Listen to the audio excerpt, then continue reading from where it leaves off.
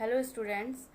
Online classes के अंतर्गत आज हम एक नया टॉपिक प्रारंभ करने जा रहे हैं और आज के टॉपिक का नाम है विजयनगर साम्राज्य की राजनीतिक उपलब्धियां। और आज की क्लास में हम विशेष रूप से विजयनगर साम्राज्य के अंतर्गत संगम राजवंश के शासकों की राजनीतिक उपलब्धियों के बारे में चर्चा करेंगे। दिल्ली सल्तनत के विघटन की जो प्रक्रिया थी वो 14वीं शताब्दी में आरंभ हुई और दिल्ली के सुल्तानों की निर्बलता और साम्राज्य में जो अराजकता विद्यमान थी, ऐसी स्थिति का लाभ उठाकर बहुत सारे महत्वाकांक्षी सरदारों द्वारा स्वतंत्र राज्यों की स्थापना कर ली गई थी। सल्तनत के अधीन बहुत सारे राज्यों ने भी केंद्र की सत्ता मानने से इनकार कर दिया और इसका परिणाम यह निकला कि समस्त भारत में बहुत सारे नए राज्यों का उदय हुआ। इन राज्यों का जो विस्तार था वो क्षेत्र विशेष में हुआ। बाबर के आक्रमण के पहले इन राज्यों की भारतीय राजनीति में अत्यंत महत्वपूर्ण भूमिका रही और दिल्ली सल्तनत के विघटन की जो प्रक्रिया थी वो उत्तरी भारत से ही आरंभ हुई। मोहम्मद बिन तुगलक और उसके बाद अनेक राज्य दिल्ली सल्तनत से अलग हो गए या स्वतंत्र हो गए और इन राज्यों में जो प्रमुख राज्य थे वे थे कश्मीर, जौनपुर, मालवा, राजपूताना, गुजरात, उड़ीसा, बंगाल और कामरूप के राज्य। दक्षिण भारत के अधिकांश भाग पर मोहम्मद बिन तुगलक के समय में दिल्ली सल्तनत का आधिपत्य कायम हुआ, लेकिन मोहम्मद तुगलक की नीतियों ने विघटनकारी तत्वों को बहुत बढ़ावा दिया। दक्षिण में अमीराने सादान का विद्रोह हुआ और इस विद्रोह के फलस्वरूप मोहम्मद बिन तुगलक के समय में 1347 ईस्वी में बहमानी सल्तनत की स्थापना हुई और इसका संस्थापक था अलाउद्दीन हसन बहमन शाह। मोहम्मद तुगलक के शासन के उत्तरार्ध में दक्षिण भारत में जो दूसरा प्रभावशाली राज्य था वो विजयनगर का था और इस राज्य की स्थापना भी मोहम्मद बिन तुगलक के समय में ही हुई और इस राज्य ने लगभग 2 शताब्दियों से भी अधिक समय तक दक्षिण भारतीय राजनीति पर अपना प्रभाव जमाए रखा और विजयनगर हिंदू सभ्यता और संस्कृति का केंद्र कहा जाता था और अनेक विद्वानों ने इसे हिंदू पुनरुत्थान का केंद्र भी माना है। विजयनगर साम्राज्य की उत्पत्ति के संबंध में विभिन्न मत प्रचलित हैं, लेकिन आधुनिक मतों के परिप्रेक्ष्य में हम ये कह सकते हैं कि विजयनगर साम्राज्य के जो संस्थापक थे हरिहर बुक्का, वो संभवतः काकतीय वंश के अंतर्गत सामंत थे। बाद में वे कांपिल्य राज्य में मंत्री के पद पर नियुक्त हुए।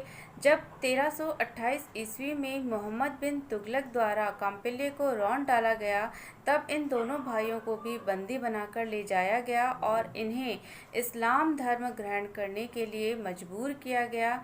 बाद में इन दोनों ने अपने गुरु माधव विद्यारण्य की सहायता से हिंदू धर्म को दोबारा ग्रहण किया और फिर इन दोनों भाइयों ने 1336 ईस्वी में विजयनगर साम्राज्य की नींव डाली।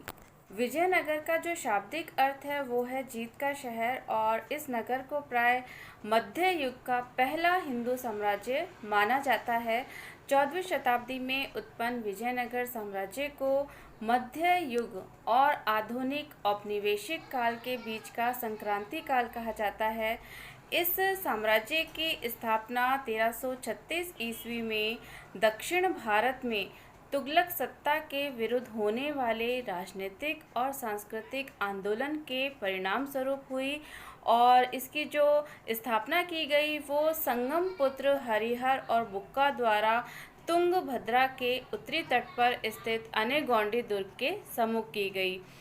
अपने इस साहसिक कार्य में उन्हें ब्राह्मण विद्वान माधव विद्यारण्य तथा वेदों के प्रसिद्ध भाष्यकार सायन से प्रेरणा मिली और विजयनगर साम्राज्य का जो नाम था वो तुंगभद्रा नदी के दक्षिणी किनारे पर स्थित उसकी राजधानी के नाम पर पड़ा।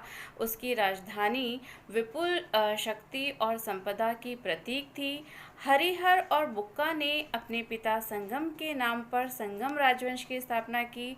विजयनगर साम्राज्य की जो राजधानियाँ थी वो क्रमशः अनेगौंडी, विजयनगर, वेनुगोंडा या पेनुकोंडा तथा चंद्रगिरी थी। हम्पी या हस्तिनावती विजयनगर की पुरानी राजधानी का प्रतिनिधित्व करता है। विजयनगर साम्राज्य के अंतर्गत 4 राजवंशों द्वारा शासन कार्य किया गया और इन 4 राजवंशों ने लगभग 300 वर्षों तक शासन किया। पहला जो राजवंश था वो था संगम वंश और इसका जो शासनकाल माना जाता है वो है 1336 से 1485 ईस्वी तक। दूसरा था सालू वंश और इसका शासनकाल माना जाता है 1485 से 1505 ईस्वी तक। और तीसरा जो राजवंश था वो था तुलु वंश और इसका जो शासनकाल माना जाता है वो है 1505 से 1570 ईस्वी तक। और चौथा और अंतिम जो राजवंश था वो था अरविडू वंश और इसका शासनकाल 1570 से 1650 ईस्वी के लगभग माना जाता है। तो सबसे पहले हम बात करते हैं संगम राजवंश की, जिसका शासन काल था 1336 से 1485 ईस्वी तक। और संगम राजवंश का जो पहला शासक था वो था हरिहर प्रथम और हरिहर प्रथम का शासन काल 1336 से 1356 ईस्वी के मध्य का माना जाता है। और इसने विजयनगर को अपनी राजधानी बनाया। उसने होयसल शासक बल्लाल चतुर्थ को पराजित कर होयसल राज्य को अपने राज्य में मिला लिया। हरिहर का जो उत्तराधिकारी था वो उसका भाई बुक्का प्रथम था और उसके पश्चात वही सिंहासन पर बैठा और इसका शासनकाल था 1356 से 1377 ईस्वी तक का। बुक्का के पुत्र कंप द्वारा मदुरा के मुस्लिम राज्य को जीता गया और उसे विजयनगर साम्राज्य में शामिल कर लिया गया। बुक्का ने कृष्णा और तुंगभद्रा नदियों के मध्य स्थित रायचूर दोआब को, जो एक अत्यंत उपजाऊ प्रदेश था और जो विजयनगर साम्राज्य और बहमनी राज्य की भी हमेशा झगड़े की जड़ बना रहा, उसे बलपूर्वक अपने अधिकार में करने की कोशिश की। लेकिन बहमनी का जो तत्कालीन सुल्तान था मोहम्मद शाह प्रथम, उसके कड़े विरोध के कारण वो अपने इस प्रयास में सफल नहीं हो पाया। बुक्का के शासनकाल की एक जो महत्वपूर्ण घटना है वो है 1374 ईस्वी में उसके द्वारा चीन के शासक के पास एक शिष्टमंडल भेजना और इस तरह से हरिहर और बुक्का द्वारा अपने अथक प्रयासों से दक्षिण भारत में एक विशाल और शक्तिशाली हिंदू राज्य की स्थापना की गई। संगम राजवंश का जो अगला महत्वपूर्ण शासक था वो था हरिहर द्वितीय और इसका शासनकाल माना जाता है 1377 से 1404 ईस्वी तक का। हालांकि हरिहर और बुक्का ने सम्राट या महाराजाधिराज की उपाधि ग्रहण नहीं की थी, लेकिन हरिहर द्वितीय विजयनगर के सिंहासन पर महाराजाधिराज की उपाधि ग्रहण कर ही बैठा और उसके द्वारा कनारा, मैसूर, त्रिचनापल्ली, कांची और चिंगलपट आदि प्रदेशों पर विजय प्राप्त की गई। उसने श्रीलंका के राजा से कर भी वसूला। वो हालांकि शैव मत का कट्टर अनुयायी था, लेकिन फिर भी अन्य धर्मों के प्रति उसका व्यवहार सहिष्णुतापूर्ण रहा और यही चीज़ हमें विजयनगर साम्राज्य के लगभग सभी शासकों की भी दिखाई देती है कि उन्होंने सभी धर्मों के साथ अपना सहिष्णुतापूर्ण व्यवहार बनाए रखा। देवराय प्रथम का जो शासनकाल है वो 1406 ईस्वी से 1422 ईस्वी तक का माना जाता है और देवराय प्रथम को अपने शासनकाल में बहमनी सुल्तान फिरोज शाह के आक्रमण के अलावा आंतरिक विद्रोह का भी सामना करना पड़ा, लेकिन अंततः वो सफल हुआ। फिरोज शाह बहमनी से पराजित होने के कारण अपनी पुत्री का विवाह उसने फिरोज शाह के साथ किया और दहेज के रूप में उसने बांकापुर का क्षेत्र भी दे दिया। देवराय प्रथम ने राज्य में सिंचाई की सुविधा के लिए तुंगभद्रा नदी पर बांध बनाकर नहरें निकाली और उसके शासनकाल में इटली का यात्री निकोलो कॉन्टी विजयनगर की यात्रा पर आया और उसने अपने यात्रा वृत्तांत में विजयनगर साम्राज्य के बारे में काफ़ी कुछ लिखा। देवराय प्रथम के बाद रामचंद्र और वीर विजय सिंहासन पर बैठे, लेकिन वे दोनों ही निर्बल और अयोग्य सिद्ध हुए और उनका शासनकाल भी अल्पकालीन रहा।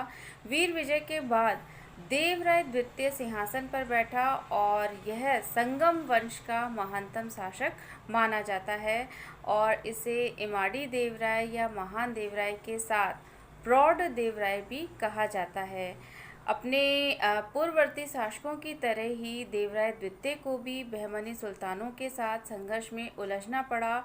उसने आंध्र में कौंडविंदु का दमन कर कृष्णा नदी तक विजयनगर की उत्तरी और पूर्वी सीमा को बढ़ाया। उसने आंध्र और उड़ीसा के गजपति शासक को पराजित किया। उसने अपनी सेना में कुछ तुर्क धनुषधारियों को भी भर्ती किया। फारसी राजदूत अब्दुल रजाक देवराय द्वितीय के शासनकाल में ही विजयनगर आया और उसने अपने यात्रा वृतांत में देवराय और विजयनगर की काफ़ी प्रशंसा की है। वो एक कुशल प्रशासक और सेनानायक था। समुद्री व्यापार के विकास के लिए भी उसने एक स्वतंत्र विभाग की स्थापना की थी और फरिश्ता का मानना है कि उसने करीब 2000 मुसलमानों को अपनी सेना में भर्ती किया और उन्हें जागीरें प्रदान की। देवराय ने मुसलमानों को मस्जिद निर्माण की स्वतंत्रता दे रखी थी और ये कहा जाता है कि देवराय द्वितीय ने अपने सिंहासनारोहण के समय कुरान रखा था और एक अभिलेख में देवराय द्वितीय को गज बेटकर यानी कि हाथियों का शिकारी कहा गया है। देवराय द्वितीय के बाद मल्लिकार्जुन सिंहासन पर बैठा और उसका जो शासनकाल है वो 1446 से 1465 ईस्वी तक का माना जाता है। उसके समय में उड़ीसा और बहमनी के आक्रमण हुए और उड़ीसा द्वारा कौंडाविदु एवं उदयगिरि के किले पर अधिकार कर लिया गया और संभवतः जो गजपति शासकों की सेनाएं थी वो रामेश्वर तक पहुंच गई थी। उड़ीसा के गजपति शासकों द्वारा बुरी तरह परास्त होने पर उसने स्वयं को बहुत अपमानित महसूस किया और इसी वजह से 1465 ईस्वी में उसकी मृत्यु हो गई। चीनी यात्री महुआन ने मल्लिकार्जुन के समय विजयनगर की यात्रा की। अब हम बात करते हैं विरूपाक्ष द्वितीय की, जिसका शासनकाल 1465 से 1485 ईस्वी तक का था और यह संगम वंश का अंतिम शासक कहा जाता है और उसी के समय में उसके सामंत नरसिंह सालुव ने उसे हटाकर 1486 ईस्वी में विजयनगर की राजगद्दी पर कब्जा कर लिया और इस घटना को विजयनगर साम्राज्य के इतिहास में प्रथम बलापहार कहा गया है। तो इस तरह से आज हमने संगम राजवंश के शासकों की राजनीतिक उपलब्धियों के बारे में बात की। अगले लेक्चर में हम विजयनगर साम्राज्य के सलूब राजवंश, तलूब राजवंश और अराविडू राजवंश के शासकों की राजनीतिक उपलब्धियों के बारे में बात करेंगे।